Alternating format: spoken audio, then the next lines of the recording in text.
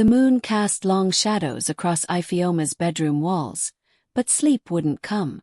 Her mind replayed every second of the day before. The moment she saw Chuka, the man she had buried with her own hands, laughing and carrying a child in the mall.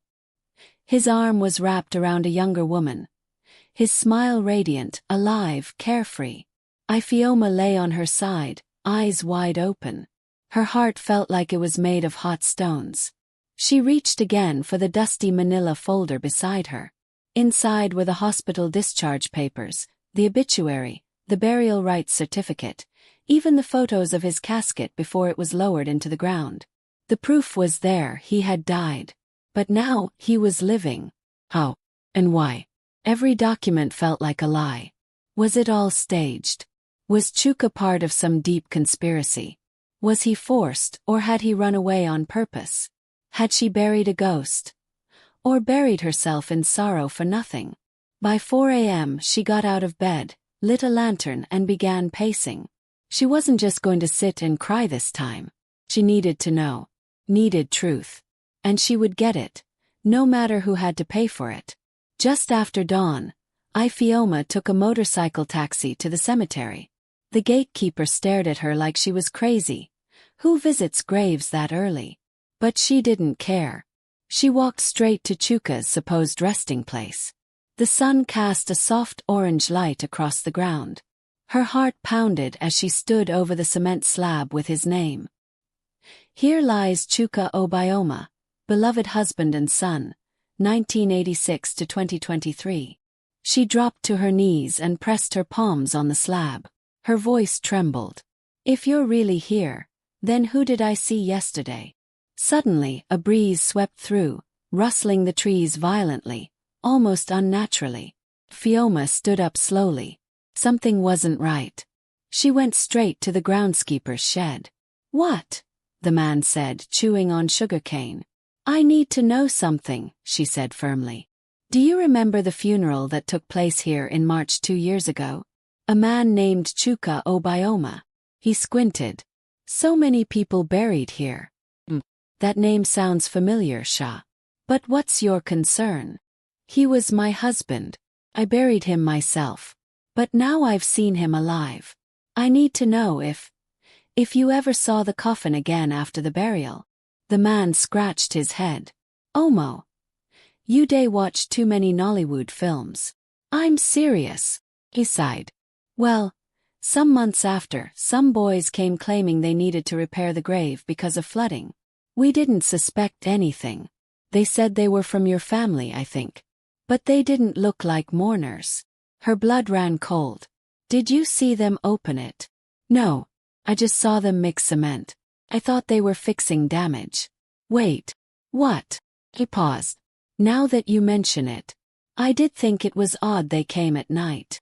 Ifeoma's next stop was the same shrine where she had once gone for answers, the one who had warned her about unseen forces. The priest, Ogbuefi, welcomed her in silence. His shrine smelled of smoke, incense, and something deeper, like time itself had settled in the air. Ifeoma, he said before she even spoke. You've seen what you weren't supposed to. Her heart stilled. Tell me, she whispered. What happened to my husband? Ogbuefi turned to the fire pit, tossing in a few herbs that crackled with blue flame. You buried a body, he said slowly. But not the man. Chuka was never meant to die. Someone wanted him to disappear. Someone close. Very close. What do you mean? There are two kinds of death. One that comes from the gods and one bought with money.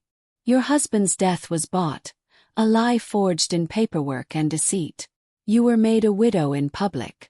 But in secret you were made a fool. Tears pricked Ifeoma's eyes. But why? Why would he do this to me? The priest looked into her soul. Maybe he didn't. Maybe he was a prisoner in his own deception. Later that day, Ifeoma tracked down her late husband's cousin, Obiora. He had been the one handling most of the hospital and funeral arrangements. Back then he was helpful. Too helpful in hindsight. She invited him to a bar and bought him palm wine, pretending nothing was wrong. When he was tipsy she leaned forward. Obiora. I saw Chuka yesterday. The color drained from his face. You what? He's alive. Isn't he? Obiora looked around and cursed under his breath. Ifeoma, please. Don't do this. I want the truth. Now. He broke. Just like that. His voice trembled. They paid me. I was broke. Chuka came to me months before the death. He said he needed to vanish. Something about powerful people chasing him. He begged me to help him fake his death. The doctor was paid off, the morgue was paid off. The body in the coffin wasn't even him. It was someone else. Fioma gasped. A dead man. Biora nodded. A corpse no one claimed. He made it disappear after the burial. I didn't ask too many questions. He said it was for your safety too. My safety. Obiora's voice dropped to a whisper. You were pregnant then. He feared for your life. Her stomach turned.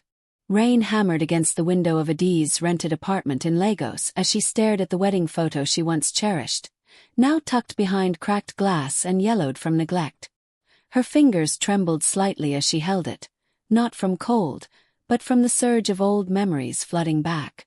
The face in the photo, Namdi, once the love of her life, now the ghost who refused to stay buried.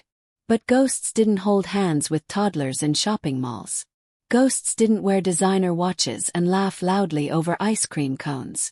Her phone buzzed. It was a message from Ibuka. Ibuka.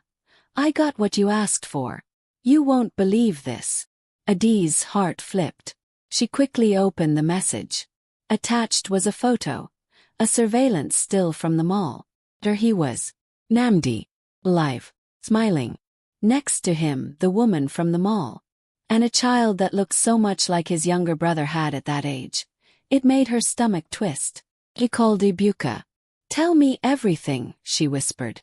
I followed them, Ibuka replied, voice low and urgent. They live in Lekki Phase 1. Big place. Same car. I'm sure it's him. Adiz felt the ground shift beneath her. I want to see for myself, she said. No, you shouldn't. I have to, she cut in. This isn't over. The gates to the Lekki house loomed large and imposing, painted black with gold leaf trim. Adiz stood across the street that evening, dressed in a simple hoodie and jeans. Her heart thundered in her chest as she watched the lights inside the house flicker to life. Then the front door opened.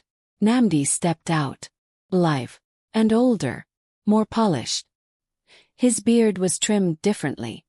His posture subtly changed, but it was him. He walked hand in hand with the little girl she had seen before, guiding her to the car with fatherly ease. And then she saw the woman. Regal. Effortless in her movements. Not a mistress. No, this woman had the aura of a wife, a partner. Dees froze. Her grief, once raw and jagged, now turned into a cold, calculated fury.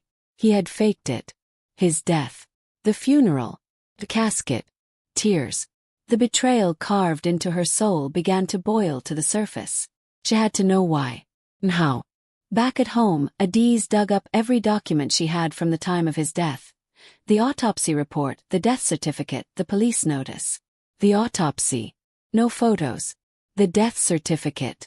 Signed by a Dr. B. Ikenna, a name that had never appeared before or since in her dealings. She called the hospital. I'm looking for a Dr. Ikenna who worked here 2 years ago, she said. There's no record of that name, the receptionist replied. No trace of a doctor. No trace of an actual death. It had all been orchestrated. Adiz felt the burn of betrayal and fury. She remembered how his family had acted so strange during the burial. How they refused to let her see the body. She had assumed grief made them protective. But it had been part of the cover-up. When she met Ibuka at a roadside bar, the rain had finally stopped. He lit a cigarette and didn't look her in the eye.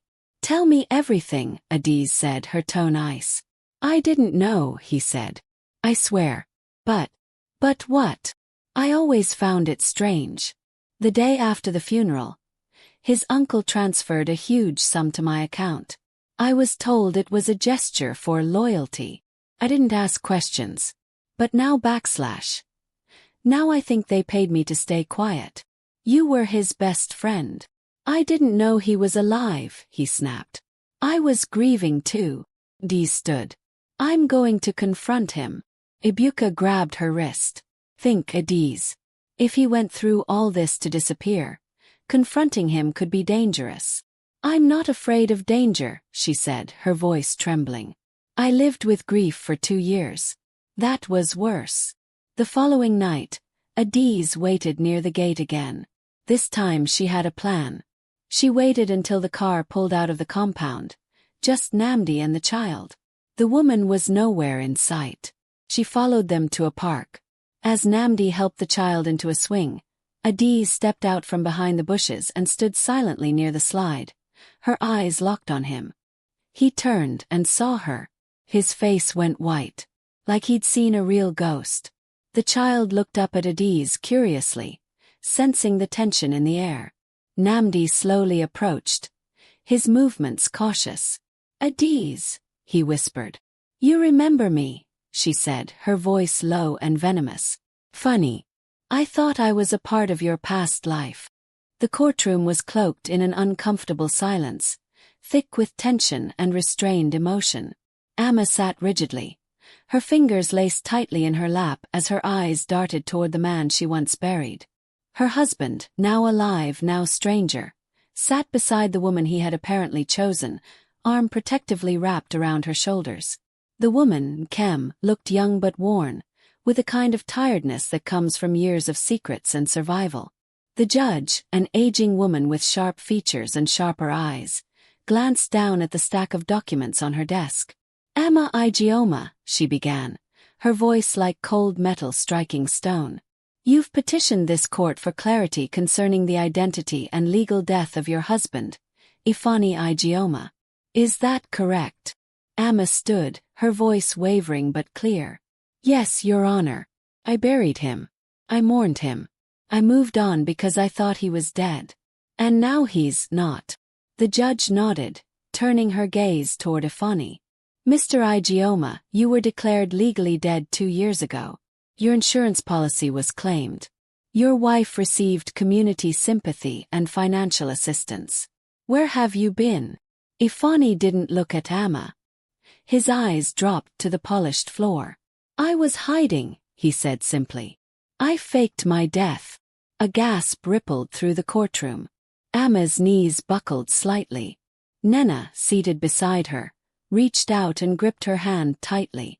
The judge blinked slowly, as if trying to process the admission.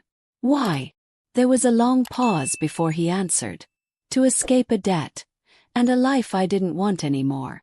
Amma's face twisted in disbelief. You left me to rot in grief. You made me think I buried you, cried for you, broke for you. All because you didn't want our life anymore. I was drowning, he said. And I didn't know how to ask for help. So I ran. The judge lifted her gavel. We will recess for 20 minutes before reconvening to determine the legal ramifications of this fraud. Amma sat down slowly, the bench beneath her cold and unforgiving. Her mind spun in 1,000 directions. She had questions, and she needed answers. In a quiet hallway outside the courtroom, Amma stood near a window, watching the world carry on like nothing had happened. Ifani approached, cautiously, like a man walking toward the edge of a cliff. Amma, he began. She didn't turn to him. You know, I kept your pictures. Even after I tried to move on.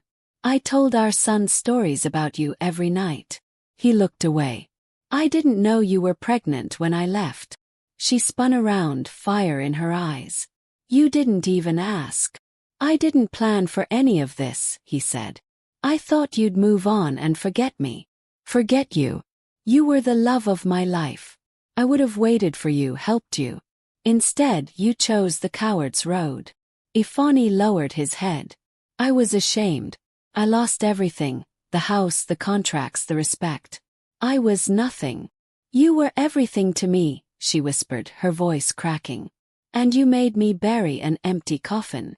Tears rolled down both their cheeks, but Amma stepped back. It's too late for apologies. Too much has broken. From the end of the hallway, Nena approached, holding Amma's son in her arms.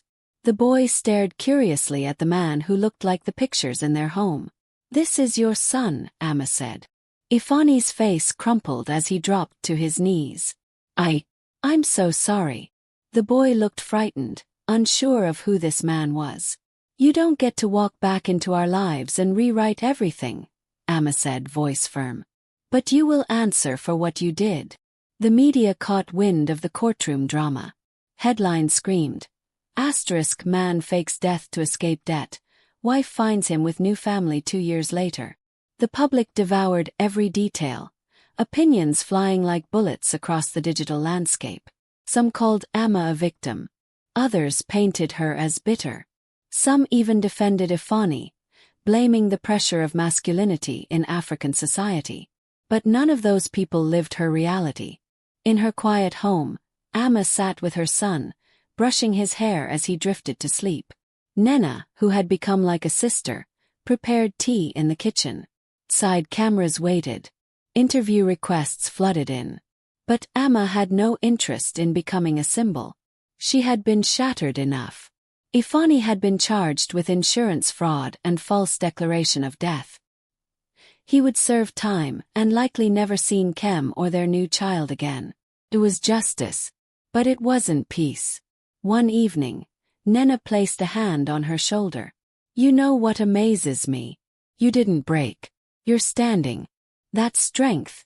It's ancestral." Amma smiled faintly. "Some stories we don't choose. But we choose how they end." Amma returned to the cemetery one final time. She stood before the grave marked Ifani Igioma, where she had cried countless tears. Where she thought she had laid her heart to rest. "I buried who I thought you were," she whispered. She knelt down, placed a white flower on the grave, and pulled a matchstick from her purse. Lighting it, she held it over the death certificate, the fraudulent one. It burned slowly, curling at the edges, flames licking her fingers. "I let you go once. I'm letting you go again, for real this time." The ashes drifted on the wind. This time they didn't carry sorrow. They carried freedom. 6 months later, Amma sat in her home, dressed in elegant Ankara. Her son ran around the room with Nena's daughter, laughter echoing like sunlight through the windows. She opened an envelope, an invitation to speak at a women's conference on resilience and healing. She smiled. Maybe her story wasn't just tragedy. Maybe it was testimony. That night, as she took the stage, the audience leaned in. And she began. 2 years after I buried my husband, I found him laughing with a new family. But what I discovered wasn't just betrayal. It was my own strength. Back at the village, the old griot sat near the fire. Children gathered around him. One asked, "Is that story true?" The old man smiled, eyes twinkling. "The fire never lies," he said. "And sometimes those we bury don't stay gone, but the woman who walks through flames and keeps walking, she is the one who cannot be defeated." The flames danced. The story ended. But the embers remained.